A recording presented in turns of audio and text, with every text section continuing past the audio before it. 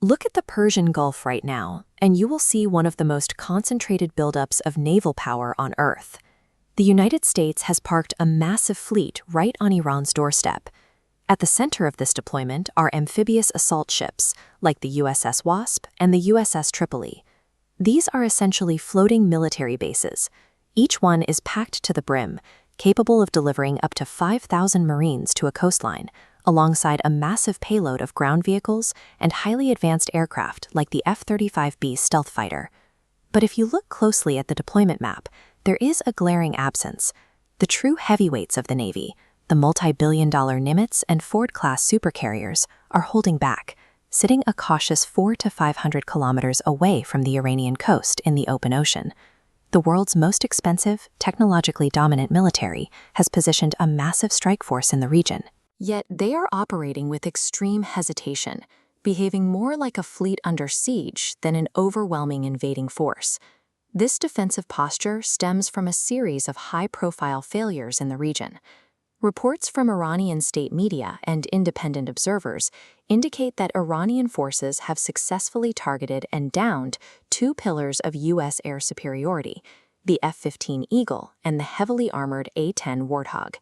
These specific losses of multi-million-dollar platforms create an immediate question.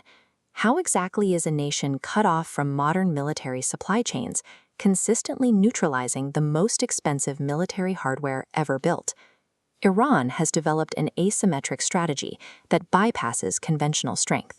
They have perfected a system where cheap, sheer volume completely breaks expensive precision. Take a look at how U.S. ships defend themselves. Their last line of defense is the Phalanx Close-In Weapon System, or CIWS. It's a radar-guided automated turret that spits out a wall of metal at 6,000 rounds per minute to shred incoming threats. It is an incredible piece of engineering, but it is bound by a strict physical limit. The magazine attached to that gun holds a finite number of bullets. Eventually, it has to stop and reload.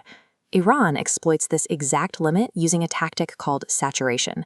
Instead of sending one advanced missile, they launch a swarm of 200 cheap, disposable drones at the same time. This forces those defense systems to empty their magazines against low-value targets. The moment that automated gun runs dry, Iran deploys its Mosquito fleet. Dozens of fast, lightly armed speedboats surge across the water, rushing the massive vessel from all directions while the defenses are temporarily down. A $100 million automated defense shield is a marvel of modern engineering, right up until it runs out of bullets. When the enemy has more $1,000 drones than you have ammunition, the financial and technological advantage collapses. We see the exact same dynamic playing out in the sky. American air superiority relies heavily on sophisticated stealth technology designed to make aircraft invisible to enemy radar. But radar is only one way to spot an aircraft. The massive twin engines on a jet like the F-15 produce an enormous amount of energy, burning anywhere from 400 to 600 degrees Celsius. Iranian forces bypass multi-million-dollar radar jamming entirely by using cheap infrared heat-seeking missiles, tracking the jet's massive thermal signature. Pilots carry magnesium flares to confuse incoming seekers, but modern trackers evaluate the target's temperature profile, ignoring flares to stay locked on to the engine. Billions of dollars spent on radar-absorbent paint and angled fuselages cannot hide the raw physical reality of engine heat. If American ships and planes are vulnerable to these cheap tactics, the traditional military response would be a decapitation strike, bombing Central Command to paralyze the enemy's ability to coordinate. Iran anticipated this. They intentionally fractured their military command into 31 highly autonomous factions. And they buried them deep inside an impenetrable network of tunnels under the rugged Iranian mountain ranges. They are virtually immune to a ground invasion, and their geography gives them an untouchable backdoor supply line. Through the Caspian Sea to the north, Russia and China can continuously feed these autonomous factions weapons and precise satellite targeting data without any interference from the U.S. Navy. The United States is effectively fighting a hydra. Destroying one base or eliminating one top commander simply signals the next fully supplied, perfectly entrenched mountain faction to take over. Yet even with all these defensive advantages, Iran's most dangerous weapon has nothing to do with jets, drones, or tunnels. It is their ability to weaponize global geography. Iran controls the northern coastline of the Strait of Hormuz. At a moment's notice, they can choke off this narrow channel, which handles up to a quarter of the entire world's daily oil supply. And their reach extends further down the map.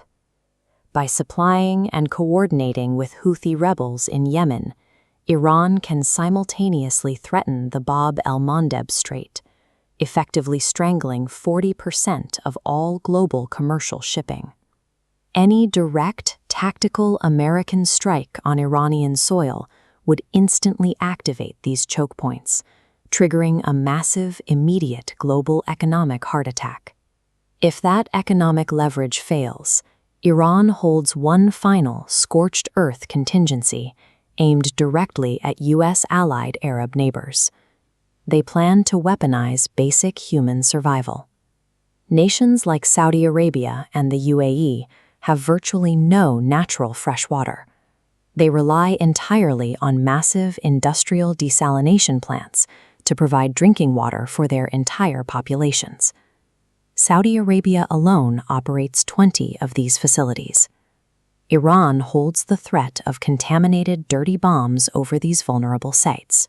Packing missiles with radioactive waste or mercury creates a permanent environmental poison, rendering the only source of drinking water for millions undrinkable for generations. The era of conventional dominance has hit a wall. America's trillion-dollar military apparatus is currently paralyzed because the cost of a military victory is the total collapse of the global economy and an uncontainable regional humanitarian disaster.